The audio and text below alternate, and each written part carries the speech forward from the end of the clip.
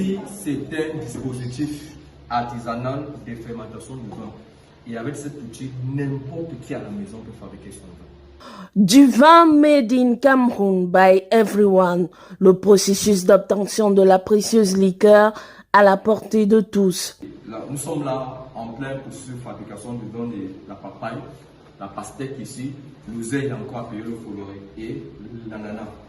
Ça, c'est un fermenteur artisanal dans lequel on va mettre le mou. Le mou, en fait, c'est le liquide qui sera fermenté pour obtenir quoi? Le vin. Alors, il faut donc ce qu'on appelle un barboteur artisanal. Ça, c'est un barboteur. Ce n'est pas à portée de tous. Donc, du coup, avec un perfuseur, on peut donc l'adapter pour avoir le même rôle du barboteur.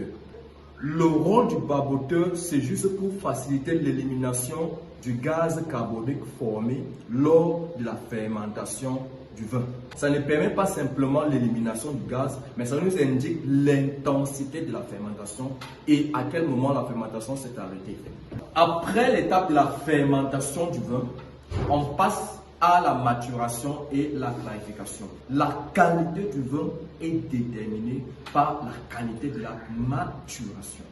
Après la maturation, souvent on peut faire la clarification. Nous avons plusieurs clarifiants naturels. Je vais vous surprendre. Est-ce que vous savez que le cuit est utilisé par certains artisans pour pouvoir clarifier le vin? Oui, oui. Tout à côté, c'est du pain à base de farine de blé qu'on va déguster.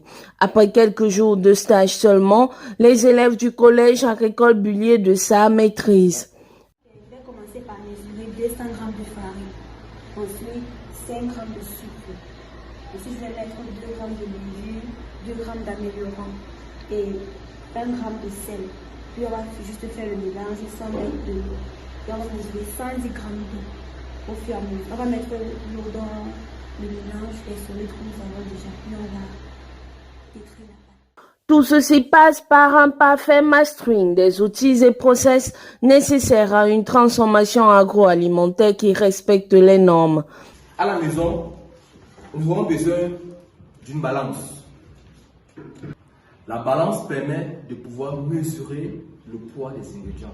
Ça vous permet donc de pouvoir standardiser les quantités lors de vos productions.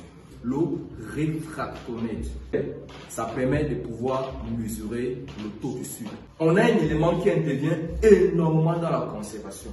Il s'agit du pH-mètre.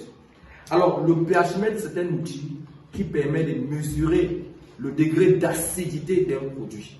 Un élément capital, précieux, qui intervient dans la conservation d'un produit alimentaire. Il s'agit du thermomètre.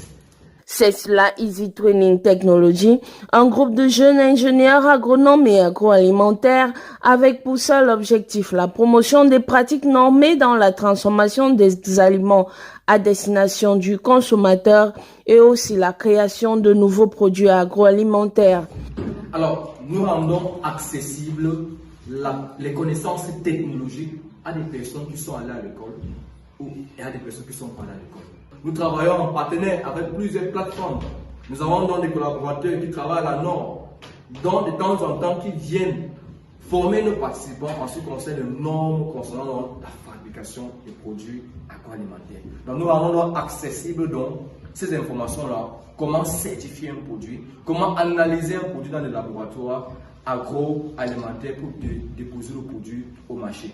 4 ans que la petite aventure suit son bout de chemin, une marque de jus a également vu le jour. Heaven Juice est régulièrement produit dans ce laboratoire et vendu dans les foires et autres expositions, ainsi que directement dans les ménages, mais le groupe de jeunes n'est pas prêt de s'arrêter en si bon chemin. À l'heure actuelle, c'est lancé dans la transformation des fruits, ce n'est plus l'option, en fait, c'est l'urgence.